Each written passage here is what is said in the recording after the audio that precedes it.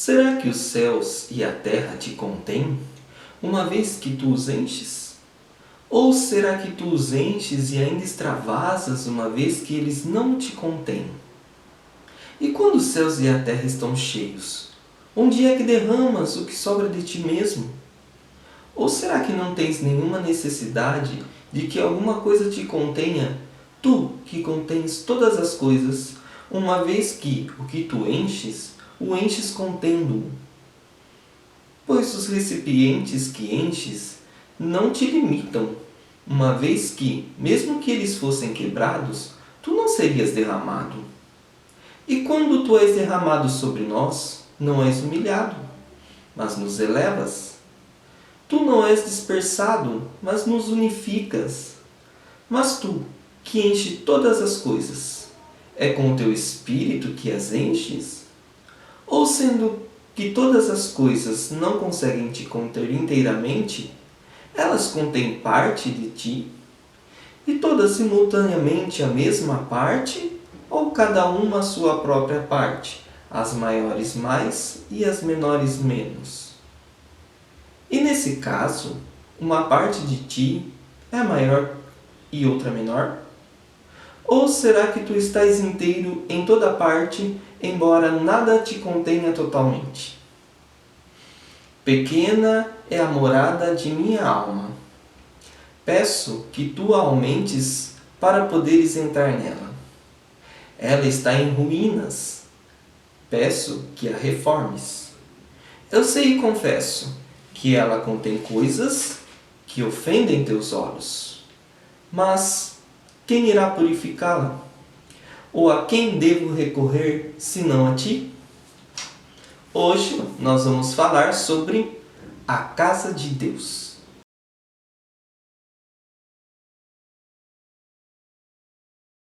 Livro do Êxodo, capítulo de número 25, e o versículo 8. Deus dizendo para Moisés: E me farão um santuário, e habitarei no meio deles. A situação é: o povo de Israel sai do Egito e está andando no deserto rumo a Canaã. E Moisés recebe de Deus a orientação para a construção do tabernáculo. E Deus diz para Moisés que aquele tabernáculo seria o santuário onde Deus habitaria no meio do povo. Seria então essa uma casa para Deus? Deus que não pode ser contido pelos céus e pela terra? Onde é que ele está morando, hein? Vamos ver que ele dá orientação para o povo construir um santuário, que seria um local reservado para o povo encontrar-se com ele através dos seus rituais, através dos sacrifícios, através do culto. E quem representaria o povo ali naquele santuário, nesse serviço de culto, eram os levitas, e dentre os levitas, quem entraria no santuário e no Santo dos Santos para oferecer sacrifícios e ofertas a Deus eram os sacerdotes. Os sacerdotes eram os representantes. O sacerdote ele tinha a função de interceder pelo povo e a função de representar o povo diante de Deus dentro do santuário. E ali dentro daquele santuário nós vemos a palavra nos dizer que a glória de Deus foi revelada. Glória de Deus. O que é a glória de Deus? Nós vamos procurar aqui na Bíblia. Essa glória de Deus que ela aparece já no capítulo 16 de Êxodo como um resplendor. Nós vemos a fumaça aparecendo, o tremor, aquilo que estava no cume do Monte Sinai, uma luz resplandecente, e essa luz resplandecente ela está também no rosto de Moisés. Quando Moisés ele desce do monte, aquela glória está apegada fisicamente no corpo dele. Quando os sacerdotes vão consagrar o templo, também diz que a glória se revelou ali. Lá em Crônicas, no segundo livro das Crônicas, no capítulo 5, também fala da glória que inundou o templo quando Salomão constrói o templo, que veio a substituir esse tabernáculo do deserto. E E a glória encheu o templo de uma forma que os sacerdotes não conseguiam ficar em pé lá dentro. Então, quando nós falamos da glória no Antigo Testamento, está falando dessa presença insuportável de Deus. Né? Essa revelação física, visível da presença de Deus, através de que nós podemos entender como uma fumaça e como uma luz. Essa presença insuportável. E esse tabernáculo, ele era construído de madeira de cetim, ou acácia. No capítulo 26 do Êxodo, no versículo de número 15, diz assim: farás também tábuas para o tabernáculo de madeira de cetim, e essas tábuas serão levantadas. A madeira de cetim, se você for pesquisar sobre ela, você vai ver que ela nasce em regiões áridas. Ela é uma árvore com espinhos. É uma madeira muito dura e com muitos nós, e que ela resiste bem ao tempo e a pragas. Então é algo muito comum e algo difícil que precisa ser trabalhado, mas que ela foi manuseada de forma tal que ela adquiriu formas e características que possibilitaram levantar esse santuário. E do que ela era revestida? O versículo 29 do capítulo 26 diz assim: cobrirás de ouro as tábuas e farás de ouro argolas para meter nelas as barras, e também as barras serão cobertas de ouro. E assim foram os demais móveis utilizados no culto dentro do santuário,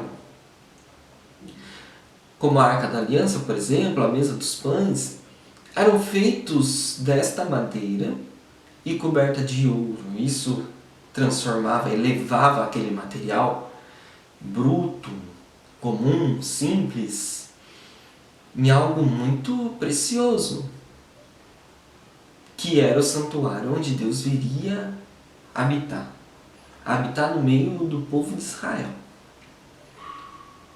Mas nós sabemos que Deus é Espírito. E hoje nós sabemos que Deus não habita em templos feitos por mãos de homens. Ele já disse isso na sua palavra. Ele diz isso para Davi já, quando Davi queria construir um templo. Né? Deus fala, eu não pedi, né, para que construísse um templo, mas Ele permite que os homens construam um templo, por causa dessa necessidade que o ser humano tem culturalmente, né, de instituir um local de culto a Deus. Mas você vê lá no Evangelho de João, no capítulo de número 4, no versículo 24, quando Jesus se encontra com aquela mulher samaritana, e ela levanta para Jesus uma questão teológica muito interessante, né, a respeito do local da adoração, se seria nos montes de Samaria ou no templo de Jerusalém. E Jesus diz para ela: Deus é Espírito, e importa que os que o adorem em espírito e em verdade. E em que implica nós entendemos que Deus é Espírito? Quando nós falamos que Deus é Espírito, nós estamos dizendo que Deus ele é puro e simples. Ele é uma existência ativa, poderosa. Ele é o primeiro e o supremo. Ele é imenso, ele é sublime, aquilo que nos causa um espanto que não podemos descrever. Ele não pode ser contido por elementos da sua criação. Ele não pode estar preso dentro de um santuário, dentro de um templo, dentro de uma casa, por mais bela que ela seja. Mas ele se permite chegar nesse ponto, não porque ele é humilhado, mas porque ele está nos permitindo ser elevados a presença dele. Ele se permitiu habitar naquele tabernáculo que o povo de Israel construiu no deserto e manifestar sua presença naquela arca por misericórdia, por esse mover que Deus tem em direção ao ser humano para trazer a ele a salvação. Mas nós vemos que essas coisas, elas são nos reveladas nas Escrituras Sagradas gradualmente.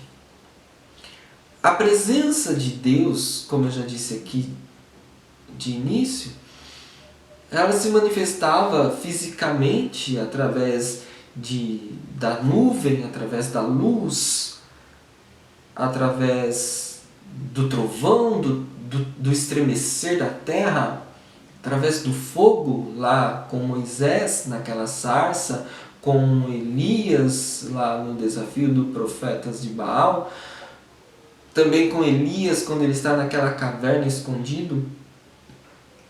Nós vemos Deus manifestando de várias formas no Antigo Testamento. Mas a glória dele, ela é revelada não apenas dessa forma da presença temível, mas ela é revelada através da perfeição das suas obras. O Salmo de número 19, o versículo 1 diz que os céus manifestam a glória de Deus e o firmamento anunciam as obras das suas mãos. Também o Salmo de número 8, ele louva a glória de Deus revelada através da criação. Ele diz: ó Senhor, Senhor nosso, quão admirável é o teu nome em toda a terra, pois tu puseste a tua glória sobre os céus. Então a glória de Deus, ela está revelada fisicamente através das suas obras, que podemos contemplar nessa natureza acessível a nós, e a glória de Deus também é revelada de uma forma da sua intervenção sobrenatural nessa natureza, de modo que os homens pudessem ver. E já dissemos aqui anteriormente que a maior de todas as intervenções sobrenaturais de Deus nessa natureza é a encarnação de Cristo. Porque a palavra nos diz que através da encarnação de Cristo nós vimos a glória. Vimos a glória dele como a glória do unigênito do Pai, do único gerado, do único semelhante ao Pai. E quando a palavra diz assim, o Verbo se fez carne, está dizendo o Verbo de Deus, a palavra eterna, o Filho, a segunda pessoa da Trindade, assumiu um tabernáculo na terra. Ele assume uma forma física de se revelar aos homens. E a forma física perfeita de revelação de Deus aos homens já não é mais um monte tremendo, já não é mais terremoto, não é mais fumaça, não é mais trovão, não é mais relâmpago, que embora a gente goste muito de cantar a respeito disso no nosso meio pentecostal, eu espero que cantemos isso sabendo que isso é apenas uma figura lá do passado, de que a revelação de Deus plena e perfeita agora é Cristo Jesus encarnado. E esse Cristo Jesus encarnado, ele revelou a glória de Deus. Ele revelou essa glória de Deus física, da luminosidade também, lá no Evangelho de Mateus, no capítulo de número 17, nós vemos a passagem da transfiguração. Jesus transforma a sua figura, sua aparência diante dos seus discípulos e eles veem aquele Jesus transformado com um aspecto glorioso. Estou imaginando aqui Jesus agora coberto de luz, com as suas vestes resplandecentes, e ao lado dele Elias e Moisés falando. Então nós temos ali a presença da lei e dos profetas que dão testemunho daquele Jesus, e os apóstolos lá querendo construir tendas. Senhor, vamos fazer uma tenda aqui, erguer um tabernáculo para cada um desses, porque esse lugar é maravilhoso, é bom estar aqui, é tão terrível esta presença, e nós vamos habitar aqui. Mas Jesus não está em pé de igualdade com a lei e os profetas. Jesus, ele está acima, Jesus é o cumprimento, ele é o verbo, ele é a própria palavra, o Deus encarnado.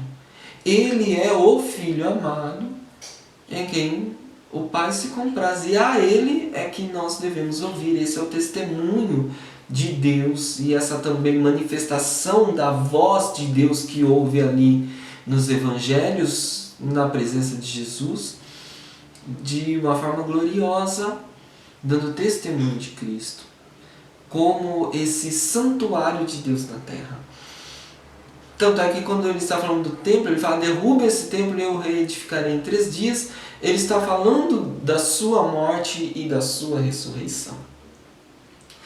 E esse Cristo, esse santuário perfeito, ele também manifesta a glória de Deus através das suas obras.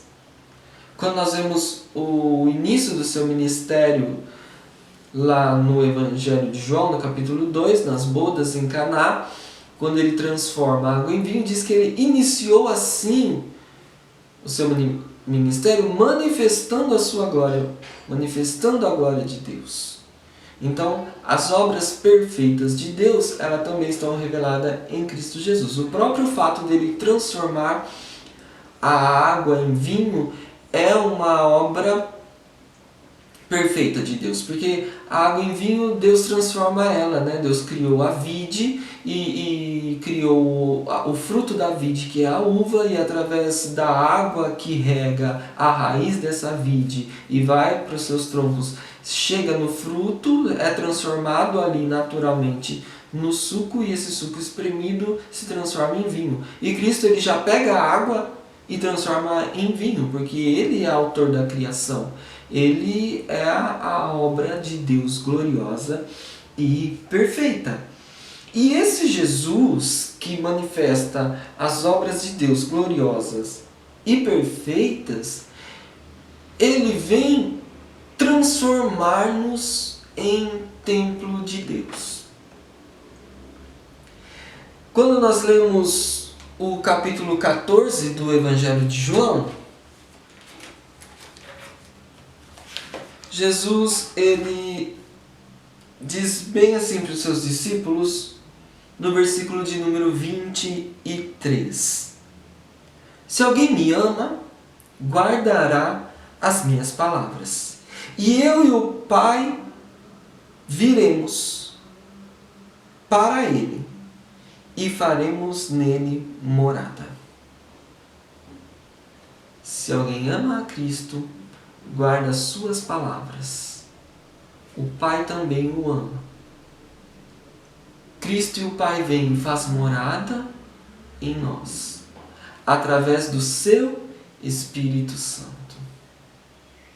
Sabe aquele santuário erguido lá no deserto? Ele é apenas uma sombra. Ele é apenas um símbolo. Porque Deus pega o seu coração de pedra e o transforma num santuário para ele habitar. Sabe aquela madeira tão comum, tão simples, que foi retirada, cheia de nó, dura, foi trabalhada pelo carpinteiro de Nazaré. E o carpinteiro, ele pegou essa madeira, ele tirou seus defeitos, tirou seus nós e a revestiu de algo muito precioso, para transformá-la no templo de Deus. Por isso é que o cristão, ele vive manifestando a glória de Deus. A gente não sai com luz na cara andando na rua, igual Moisés desceu do templo, do Monte Sinai. A gente sai manifestando a perfeição de Deus.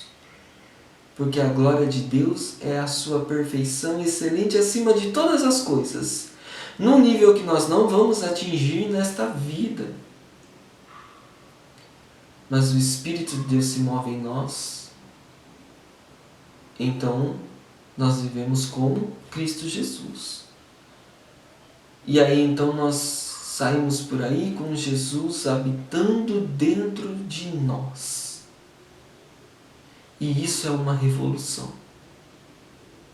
Isso é uma revolução. Porque Cristo em nós é a esperança da glória. E o Espírito de Deus vem habitar nesse santuário. Esse santuário que é essa madeira dura, cheia de nó, trabalhada, mas revestida do Espírito Santo de Deus. E então, nós vemos que nós passamos a ser templo de Deus. 1 Coríntios 3:16, Paulo fala: não sabem que são o templo de Deus, que o Espírito de Deus habita em vocês? É aí que Deus mora, dentro de nós. No livro de Atos, no capítulo de número 17 de Atos, o apóstolo Paulo, quando ele chega em Atenas e ele está naquele lugar cheio de altares, no versículo 24 ele diz: o Deus que fez o mundo e tudo que nele há, sendo o Senhor do céu e da terra, não habita em templos feitos por mãos de homens. Então onde é que ele está morando? Deus habita na glória, nos céus dos céus. Em um alto e sublime trono habito, diz ele através do profeta Isaías, lá no capítulo de número 57, versículo 15. Em um alto e sublime lugar eu habito. E também com o contrito de coração. Deus está morando dentro de nós, dentro daquele que ama a Cristo, que guarda a sua palavra e que, portanto, recebe o Espírito Santo de Deus. Vamos ler a carta de Paulo aos Efésios, capítulo de número 2, o versículo de número 19 ao versículo de número 22, diz assim: já não sois mais estrangeiros, nem forasteiros, mas são cidadãos com os santos, partes da família de Deus, edificados sobre o fundamento dos apóstolos e dos profetas, de que Cristo Jesus é a principal pedra de esquina, no qual todo o edifício bem ajustado cresce para templo santo no Senhor, o qual também vós juntamente sois edificado para a morada de Deus em Espírito. Amém? Que Deus abençoe em Cristo Jesus. Até a próxima. E nós vemos no Antigo Testamento que a glória de Deus ela era revelada através de uma luz, de uma luminosidade, que também refletia no rosto de Moisés quando ele desceu do Monte Sinai.